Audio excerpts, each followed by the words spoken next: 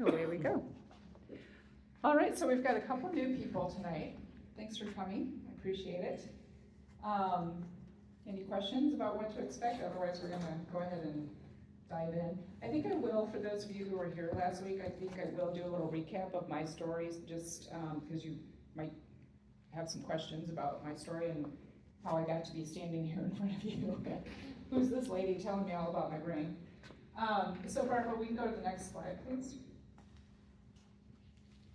So before I jump into my story, something happened to me this weekend I wanted to share, and because I think we've got some Catholics in here and some non-Catholics. And I was talking to a Catholic couple this weekend who had been away from the church a long time, and they had all kinds of questions about Lent. I'm a Catholic convert of 13 years, so I'm by no means an expert whatsoever. So I thought it might be useful to review what's Lent. Why are we trying to walk away from alcohol or sugar or nicotine during Lent, and why are we trying to make it stick? So what I wanted to review is what Lent is, and of course we're trying to replicate what Jesus did for 40 days. He separated himself from the world, focused on God, went out into the wilderness. We're not in the wilderness, but we're doing our best to emulate him. And then of course abstaining from activities and foods you might enjoy. There was one lady here last week, she was giving up beer and TikTok. I'm curious how it's going with the TikTok, because that's the algorithm is designed to be incredibly addicting. So I'm hoping she's doing all right. But I just want to remind everybody that, you know, it's a solemn occasion, and for our Protestant friends who might not be so familiar with Lent and why we do it, this is why we do it. We can go to the next slide. Thanks, Barbara. All right, so I want to know how everybody's Lent is going. There's some smiles, not too bad. Anybody struggling right now? Anybody fall down and go, oh man, it's only day 6 and I'm already falling down. If anybody's struggling at all, Deacon Andy had a really good homily this morning about the importance of, it's not that you keep falling down, it's that you keep getting back up, because that's what's getting God's attention about your faithfulness, of trying to choose him when you've been choosing other things. All right, we can go to the next slide. So the goal of this series for my people here who are new, I'm kind of flying through these a little bit, you guys, and so that when we get to the science stuff, we can spend a little bit more time together, because I figured that's what you're going to want your time on. But so for this series, Father Tim, when I went to him and said, I'm trying to do this ministry of helping people walk away from alcohol and not miss it. This is what I'm trying to offer. He said to me, I want you to do this series with these goals in mind, and that's what's up here. So we're going to explain what's really going on in the brain. We're going through the latest health data about what alcohol is and is not, because that was his main focus. He really wanted me to focus on the alcohol, but everything I'm talking about can be applied to sugar, to nicotine, to anything that you're struggling with, okay? I also want you to understand that the way these substances work in the brain is one thing, but there are other parts of the brain that you can harness once you understand how they work and you understand how to go about building new pathways or better pathways in your brain, that you'll be able to understand how to actually start achieving the things that you want to do, because your brain literally is a goal-achieving machine. You just have to feed it the right information to get it to do what you want it to do. And then I also want to review with you the role that your daily faith practice has in cementing all those changes that you're trying to do. Because we won't go through it in the series, but there's incredibly exciting imaging data about people who are using a daily spiritual practice, the kinds of changes they can affect physically in their brains. It's stunning and exciting stuff. Hopefully that'll be the next series I bring to you as that stuff keeps coming out. And then we're also going to talk about next week, we're going to go into mindset. We're going to review how your thoughts create your feelings, create your actions, create your behavior, create the results in your life. And we're going to talk to you about how those, when you combine that practice with neuroscience plus your spiritual practice, how you can really start getting your brain to do the things you want for you. All right, and then, yep, that's it. So we go to the next slide. So I wanted to remind you of this. It's a scripture that I turn to often. I'm going to tell you my story here briefly for the new people in a few minutes. No temptation has overtaken you that is not common to man. God is faithful, and he will not let you be tempted beyond your strength. But with the temptation will also provide the way of escape that you may be able to endure it. So it sounds like nobody's really struggling too much in the room right now with Lent. This was meant to be kind of an encouragement for anybody who's like, dang it, I already messed up. So we can go to the next slide, thanks. So for those of you who weren't here last week, this is me when I was stuck, drinking 1 to 3 drinks a night, every night for 10 years. I was 40 pounds heavier. I had high blood pressure. I had unbelievable problems with anger, unbelievable problems with anxiety, wasn't sleeping, the list goes on. This is me, now that I'm free of all that. This was at the 2-year mark. I'm closing in on 1,000 days in June. It'll be 3 years since I walked away from alcohol. And I can tell you at about day 80, I got to the point where I didn't miss it, and I just wanted to keep going. I'd never look back. And there's some specific reasons and things that I did to get to that point of not missing it that we're going to go through tonight.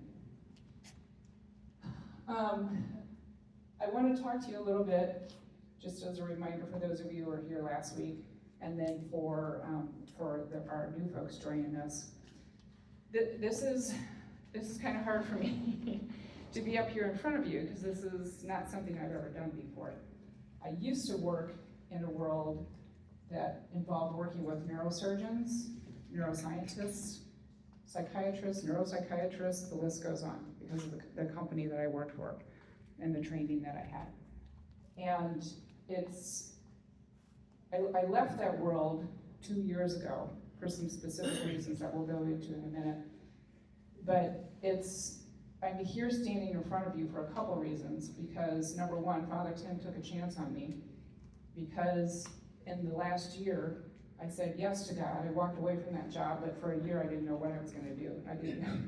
I kept trying to do what I wanted to do, and God kept telling me, you need to start this ministry, which is doing things like this, standing up here talking to you, telling you my story, sharing with you what I learned, talking about the Revive method. And so I'm still kind of new to this, so thank you for your patience. The thing that I wanted to impress upon you the most is, before I tell you how I got here, is if you feel some kind of calling in your life right now, I want you to take it very seriously, and I want you to start praying about it and start listening, because it will take you places you never, ever dreamed you would go. All right, having said that, we'll go to the next slide.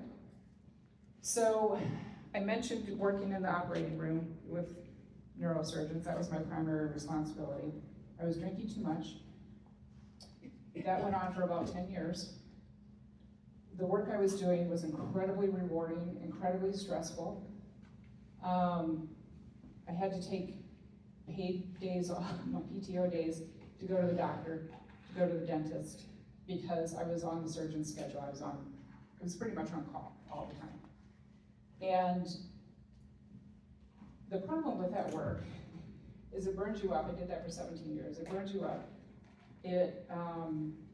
It's incredibly rewarding, but the demands on your time, you end up having no life. And surgeons are not easy people to work with. You have to walk into an operating room with a plan A, B, C, and D, because things happened and things got thrown if you didn't have a plan. Sometimes thrown at you. And so the story I told myself is I would get home and it would have been, 10, 12, 14-hour day, and I would say, I deserve this, this is my reward. I'm gonna have a glass of wine while I make my dinner. I'm gonna have a glass of wine while I have my dinner. I don't have to be in the operating room tomorrow. I'm gonna have a third glass so I can sleep. And guess what? No, it didn't work. Didn't work. So I got to the point, I was at that point, that kind of stress, when I had, this was almost 1,000 days ago, I had the worst day of my career ever. And I was at a place, I didn't realize it at the time, but I was at a place in that job where I needed to leave, but I didn't know what I was gonna do. Because my pride was wrapped up in that job, my ego was wrapped up in that job. And I was at the point of, if I don't do this kind of work, because the meaning of the work that I got from it, because when the patient rolled into the operating room, if they had a brain tumor, by the time they rolled out, 6, 8, 10 hours later, I understood the role that I played, and there I'll show you in a minute the kind of work I was doing. The role I played had direct impact on that patient. So if they rolled in with a brain tumor, then they rolled out later with the tumor out, I was part of that patient's care team, and I hadn't been to medical school, but I knew how to use this equipment effectively, and the surgeon depended on me to run it properly for him or her. So I didn't know what kind of work can I possibly do that's gonna take that place. So God's like, okay, I got stuff for you to do, so I'm gonna give you the worst day of your life, because it's time to start turning your life around. So that ended up being, I won't go into that day for you, it was really ugly. Patients were compromised, and surgeons didn't listen, and it was awful. There was literally no time to drink when I got home. I got home at 1 o'clock in the morning. I had to turn around and be back in the OR by 6 the next morning. That was my day 1. And a few days went along, and I understood by day 3 that I've been given an opportunity here. If I don't take it now, I was 55 years old, I don't take this now, I don't know what's gonna happen. I was living in a brand new city, I was down in Fort Myers. I had moved down there from Minnesota. I didn't know a soul. I was at risk, I had high blood pressure, and the list went on of health problems. I was at risk for stroking out or some kind of, cardiovascular event. I didn't know anybody down there. My work was my life at that point. I hadn't made any friends or anything. So the Holy Spirit spoke to me. I wasn't good at hearing him at that time, but I heard him then. And he said, you've got to do something now. So I had the courage to keep going, and I found some help. It turns out I was a gray zone drinker. In our society, we're told you have normal drinkers and you have alcoholics. It turns out there's a whole subset in between, and I was that person. So, and we're going to talk about how I got myself to the point.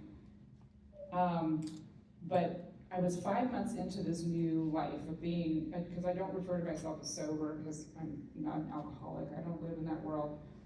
I think of myself as being alcohol-free. We have people who are dairy-free, gluten-free, etc. That's how I think of myself. So I got myself to that point. I realized that the job was, I couldn't do it anymore. But I didn't know what I was going to do. What else was I going to do? And so, Holy Spirit was after me, big time. And he's like, you got to leave the job. So I finally got up the courage to leave the job. And for an entire year, the Holy Spirit and I argued about, you need to go, what I've called you out of, you need to go do for other people. And I'm like, I'm not doing that, I'm staying in medicine. I'm like, I don't know how to do a ministry. I don't know how to coach women. And, but guess who won? Because I'm standing here in front of you now. So that's my story. I was a gray zone drinker who was burned up, burned out, wrapped up in the sin of pride because of the kind of work I was doing. And at 55 years old, I walked away from a 17-year career. I walked into, I don't know what was coming. And this showed up on my door, and I'm thrilled to be here. All right, we can go to the next slide, thank you. This is the kind of work I was doing. The systems that are up there, the software screen you see, I ran that for the surgeons. We can go to the next one. This was the equipment. There I am in my scrubs at Christmas time. That was pretty close to the day that was the worst day ever. All right, Barbara, we can go to the next one. So I want to talk to you a little bit about gray zone drinkers. I was one.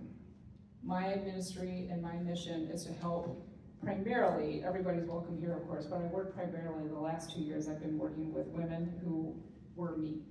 Professional women, midpoint of their life, walk away from alcohol and not miss it. I coach them and get them to the point where they also get to the point where they don't miss it anymore.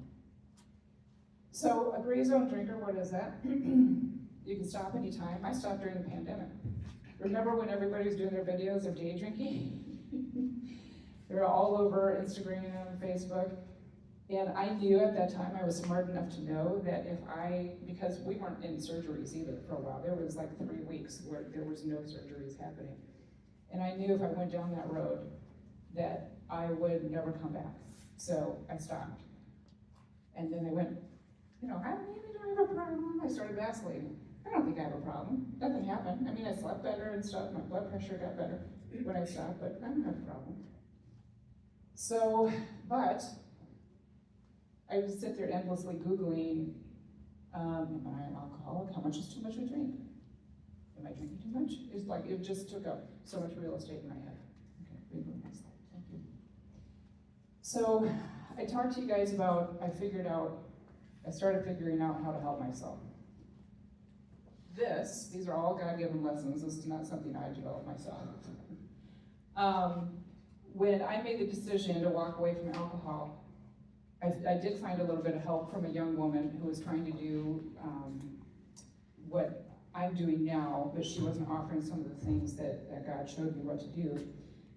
I went through a 6-week course. I found some other ladies who were in exactly the same position as I was. We all made it through the 6-week course.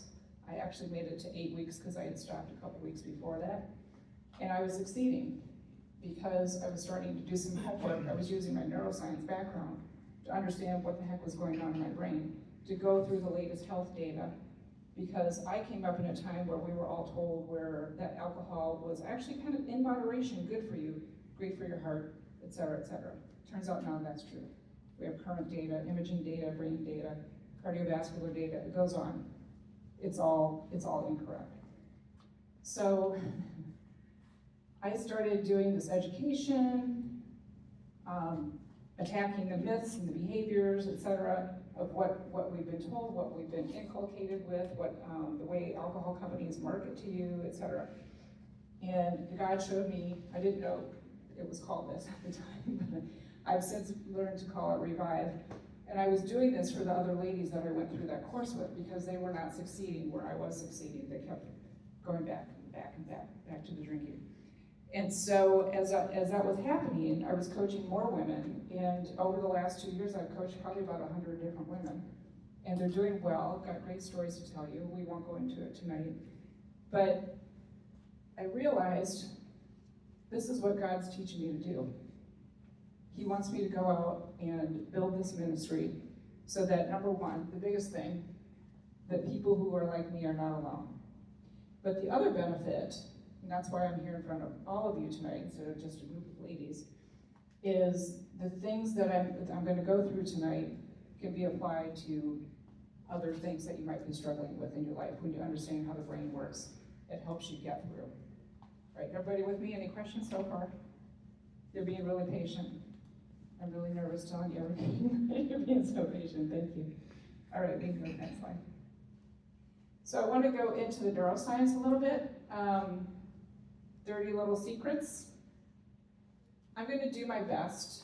You guys, full disclosure, I am the nerdy McNerdster of anything brain related. I want to know about it, right? So I'm going to do my best to not go full on nerdy McNerdster with you guys tonight and just and just try to keep things real and simple. If I start losing you, let me know, and I'll try to dial it back and speak like a normal person instead of a nerd. All right, so we can go to the next one. So shocker of all shockers, alcohol is bad for your brain. Anybody surprised by that? So one of the things that has happened over the last 30 years is we had a little teeny bit of data that alcohol in moderation might be good for your heart. So probably you might have heard from all of your doctors, oh, you might want to have a glass of wine with your dinner sometimes because it's actually some benefits for your heart. No, it's not. We can go to the next one. So one of the things that I wanted to do, we've got this definition up here, is did you guys know that, so when you're drinking, because we all call it alcohol, right? But when you're drinking it, it's technically it's ethanol. And when you pull up to the gas station pump, what does it say on your, yeah, ethanol. What's it made from? Grain. What's alcohol made from? Grain, fruit, right? Now, is the ethanol in the gas tank the same as the ethanol in the wine bottle? No. It just varies in concentration, right? But this is the thing that I want you to pay attention to. It's regarded by everybody in medicine as a psychoactive recreational drug. Psychoactive means it literally affects your brain. We can go to the next slide. So one of the things I want you to know about ethanol, and one of the reasons it can be very, very dangerous, is it is absorbed when you drink some. It's literally a poison. It's absorbed into all of your cells very, very easily because it's fat and water soluble. I know you know what that means. Everybody know what fat and water soluble means of a substance? Okay. So the bad news is it goes into every cell everywhere in your body. There's no certain place it concentrates. It goes everywhere. So this poison, which is also a neurotoxin, goes everywhere in your brain. Well, then it gets worse. So your liver is on guard, and it says, uh-oh, poison's incoming. We've got to start changing that to get rid of it. So then it turns it into, from ethanol, it turns it into a chemical called acetaldehyde. You don't have to worry about that. What you need to know is acetaldehyde is even more toxic to the body, and especially the brain, than the ethanol. So your body just turned a poison into an even bigger poison. And then it also will convert it to a chemical called acetate, which is not as poisonous, but the acetaldehyde both are still circulating in your body. And the problem with that is, remember, that poison is fat and water soluble, so it goes everywhere in your brain. Your brain is mostly made up of fat. So, you see where I'm going with this? And this is from imaging. It's not just studies of people, but it's brain imaging scans, et cetera, that we know this. There's also zero nutritional value to it, right? It's literally, glucose is a better form of energy than acetate, because acetate is what gets stored as energy. Because you've all heard that alcohol gets stored as fat. Oh, let me go to the next slide. Am I losing anybody yet? Okay, thank you. So, I want to just go through briefly, that little title under there is the name of the study. You don't have to worry about it. This study came out in 2022, and it started completely changing the paradigm around how we treat alcohol, what we think about it, if physicians recommend it, etc. So this study included 35,000, I forgot a word in there, 35,000 patients who are middle to older in age, regular drinkers. We've always known that what's regarded as moderate to heavy drinkers are at more risk for changes in the brain over time if they're drinking regularly. What we didn't know, and this study showed us, is that, excuse me guys, as little as 1 to 2 drinks per day has significant effects on creating the, what am I trying to say? It actually starts to shrink the volume of your brain. So it's talking about gray matter and white matter. Your brain's made up of 2 kinds of tissue. And over time, like I was, your brain's literally starting to shrink, and that puts you at risk for things like dementia, Alzheimer's, et cetera, et cetera. This is really bad news for people my age. All right. Let's go to the next slide. So I want to talk to you a little bit about, you don't have to worry about any of this terminology. I just want to show you the physical area in the brain where the let's see, what should I call it, acetaldehyde? We'll just call it acetaldehyde. So what happens in the brain is literally, your body's always trying to be in this equilibrium all the time, right? When a poison that comes in and starts attacking your brain, and in this case, it starts anesthetizing the way your brain's firing and working in this system. And then it also starts to depress, like we've all, right? We take those drinks within 7 to 10 minutes, we're all starting to kind of calm down a little bit. That poison is literally starting to alter the normal function of your brain, but we perceive that as pleasant. It's actually very dangerous to us. And this is the area of the brain called the reward circuit that's starting to be effective. And over time, what happens is you start to, if you're drinking regularly, you start to teach your brain that this poison actually isn't poison, it actually helps me feel happy and calm and relaxed or rewarded. And so your brain will release dopamine to counteract all the shutting down of the brain. Everybody with me so far? Okay, good. So as you continue to do that, your brain gets more and more efficient at counteracting the poison that's causing you to shut down and anesthetize you by creating more dopamine, right? Well, eventually your brain gets really smart and figures out that, oh, if this poison continues coming into my body, I'm going to just start getting more efficient at, as soon as the chemical comes in, I'm going to start this chain reaction to counteract this depressing chemical. You guys with me so far? Okay, good. And so then you need more of the ethanol and more of the ethanol, or more of the sugar and more of the nicotine, whatever it is. Your brain starts getting very, very efficient at counteracting these effects that never should have happened in the first place. Okay, we can go to the next slide. So this is just a visual. You don't need to know any of these, but it's just the chain reaction of what's happening. Everybody know where the liver is? That's what's happening in the liver on its way to the brain. Probably should have reordered those slides. My bad. All right, Barbara, we can go to the next one. All right, so we talked a little bit about myths and misconceptions. So I fell for a lot of the myths, actually. I don't know if you guys do too or not, but I thought it was good for my heart. No problem, let's have a little bit, because I was drinking wine. I thought it was healthy in small doses. In fact, I even had a few doctors tell me that, because I would tell them I'm a little bit concerned about the amount I'm drinking, and I would tell them what I drank. They said, oh no, you're considered normal, that's moderate, don't worry about it. I drank it to turn my brain off.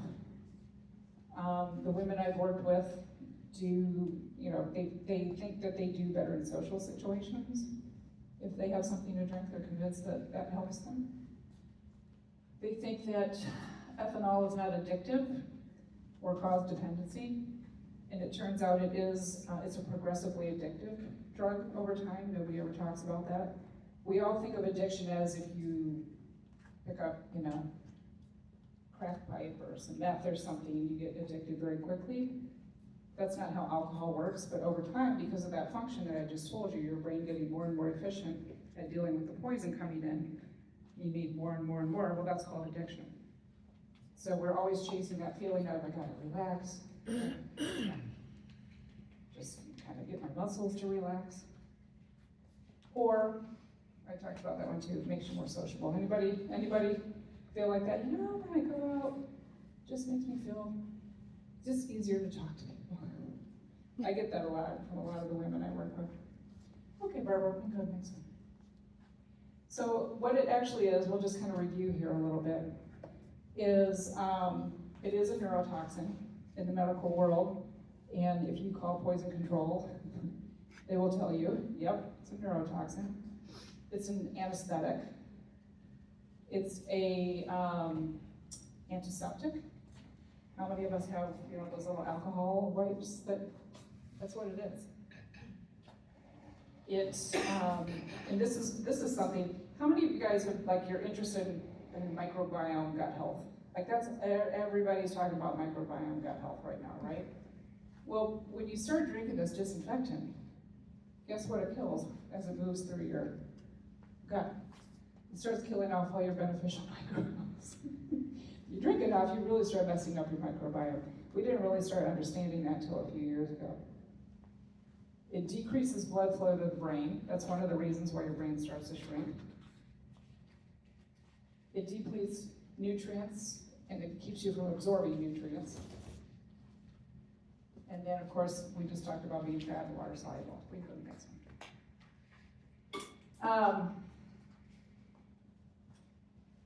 What happens when all that stuff's going on for the gray zone drinker, which used to be me, anywhere between 1 to 3 drinks every day, you start to buy into the myths that we talked about. What you find is, like, the edge comes off for about 15 minutes after the first drink.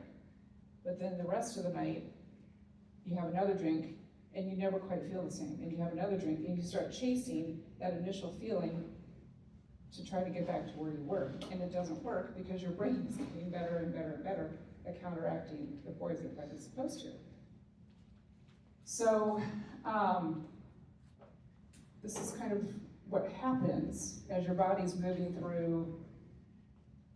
It's starting to clear out the ethanol, it's converted it, your body's releasing more and more chemicals like cortisol to counteract it, right? Because it's depressing your system, your central nervous system.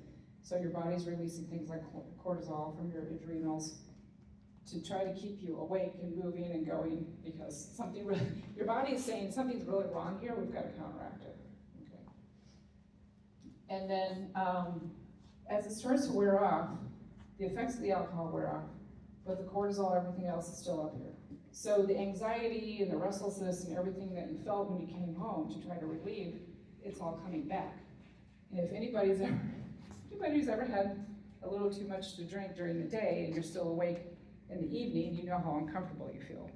But because a lot of us do our drinking in the evening, we go to bed and we miss some of this withdrawal symptoms. But we wake up, usually 2, 3 o'clock in the morning, when the alcohol's starting to clear the system, but the chemicals are still there and it wakes us up. And we're miserable. And then in the morning, what I would do is you pour water into yourself like it's going out of style. You would take a whole bunch of vitamins, you drink a whole bunch of coffee, Red Bull, whatever, to get yourself powered up to go again. And then the cycle would start all over again when you got home. All right, we can go to the next slide.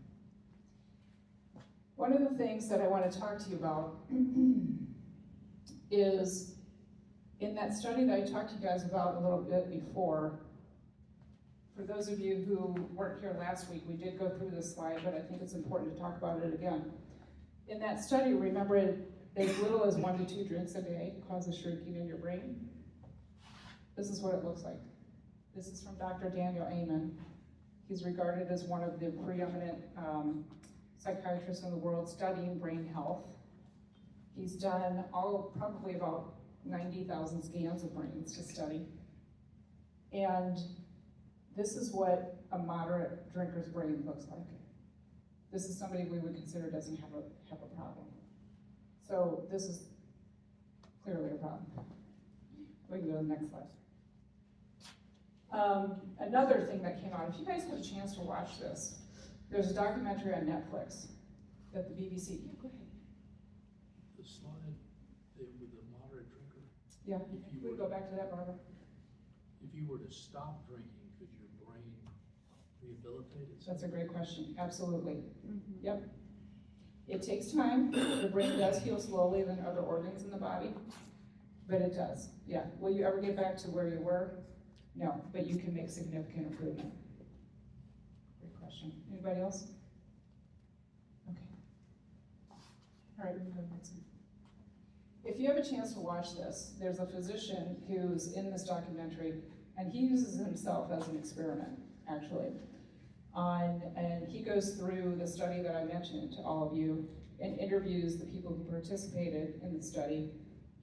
And it's really eye-opening. It'll do a better job explaining this study to you in ways that make total sense because they have the right visuals, the right graphics, etc. Very slick production that I can do for you. So I recommend if you have a chance to watch it. It's fantastic. It's called Alcohol Guidelines. Yep. So just, you can go in and just type it into, I think you might even be able to find it on YouTube as well. You can just do 2020 BBC documentary. All right, we'll go next slide. Oh, we're doing all right. Well, I went through that way faster than I thought I was going to, you guys. Any questions for me so far? Have I missed something that you really wanted to talk about tonight? I appreciate you being patient with me. You've got a look on your face. It's interesting. Does it? Okay. Did anything not make sense to you? Because sometimes as I'm talking, I think I'm making sense and I'm not really making sense. Okay. Did that help you with your sugar? Seeing what's going on in the brain, where it's happening? Okay. Yeah, the chemicals are the same and all that? Mm-hmm. Exactly the same. Yeah, doesn't matter. So when you understand what's happening in the brain, the thing that was really freeing to me, you guys, if you think about that slide where I put up where I was stuck and then free, is because I was caught in this loop of being a gray zone drinker, I was convinced that something was morally wrong with me. I had some kind of character flaw. I knew I didn't have a disease, and that's one of the reasons why I didn't go to AA and go down that route. I'm like, I'm not diseased, I'm not defective, there's something, but I thought I had some kind of moral character problem. And as I started digging into what is really happening in the body when you're drinking alcohol, other than what we've been marketing to, it made such sense to me. And I'm gonna also have the resources for you that I use to help educate myself. But I started reading books by people like William Porter.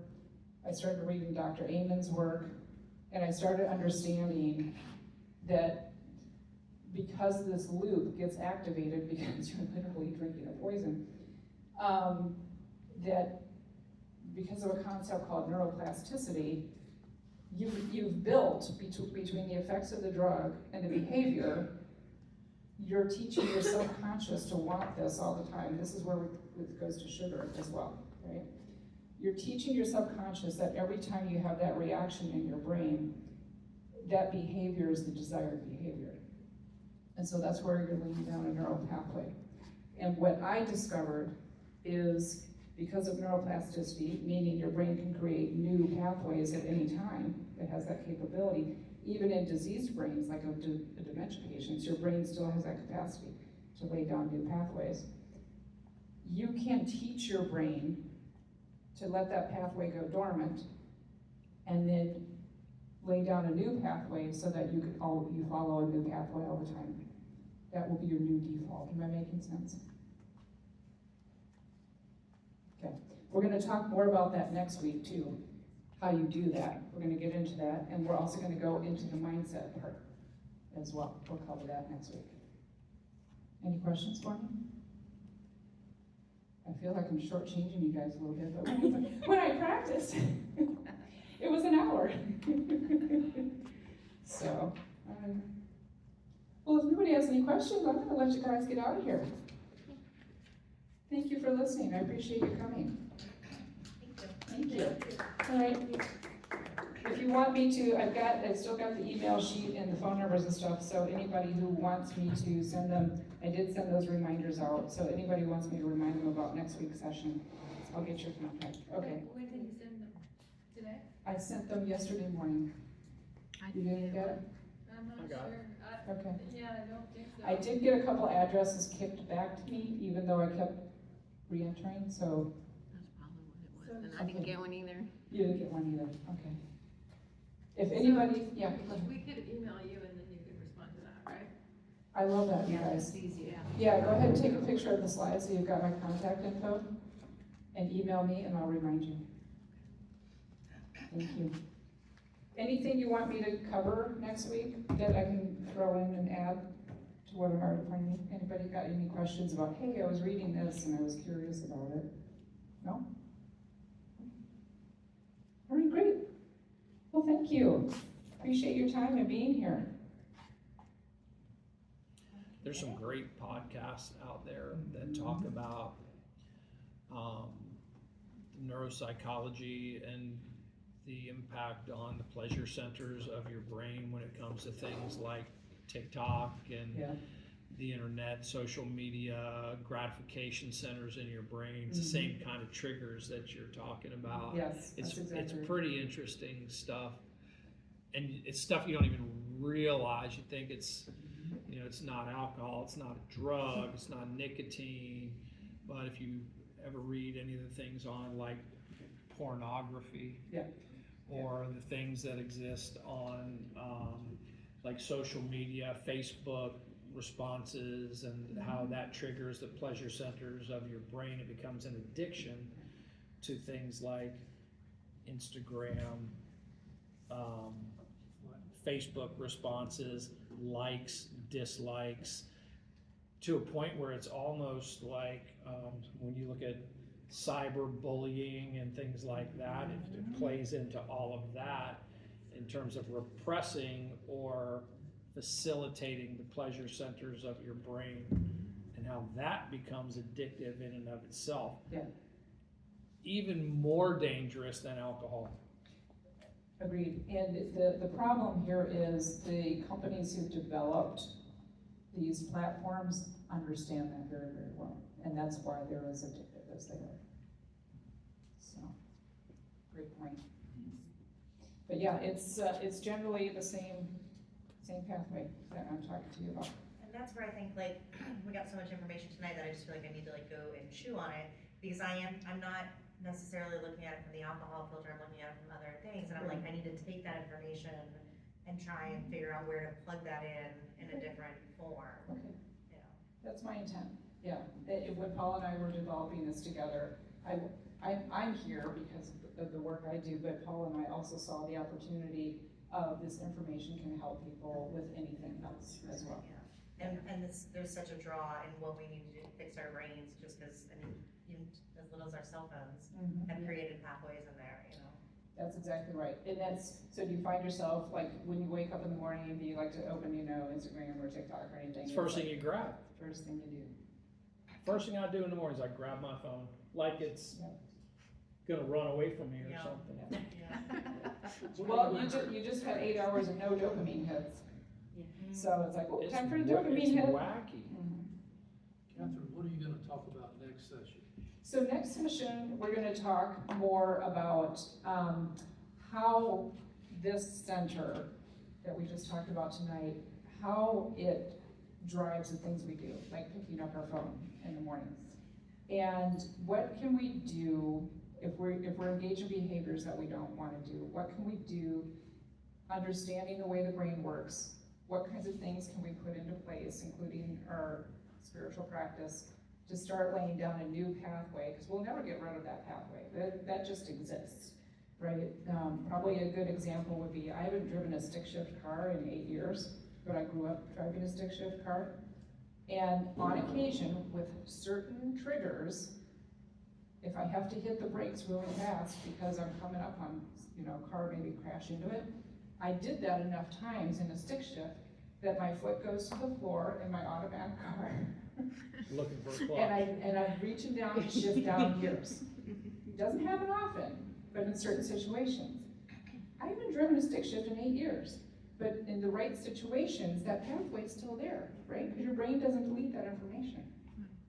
But because I do something very different now, that's not my default anymore. What I do every day is my default now. So we're gonna talk about next week how you create new defaults for the behaviors that you want. Is that something you're looking forward to? Okay, that's what we're gonna talk about. Great question. Anybody else? All right, well, I'll be glad to see you next week. Send me an email and I'll remind you. Great, So thank this is you. an interesting article about pathways. So you would probably say the same thing, that if you I think you said this last week. If you were to have one glass of wine tonight, Yes. you're back at it. It would take me a while, but I was thinking about 2 months, I would be right to the same point. So there's a point in time, there's a point in time I come to morning mass. I live east of town, but I would drive straight down Mayhem Drive here. And, it was a time when I was really struggling with things like sexual temptation, alcohol, and I realized did a study on him. the struggle that I was having with it. Every time you drive down Tennessee Street, it's a beer ad, It was the it's accident. an apartment complex with a girl in a little bikini, it's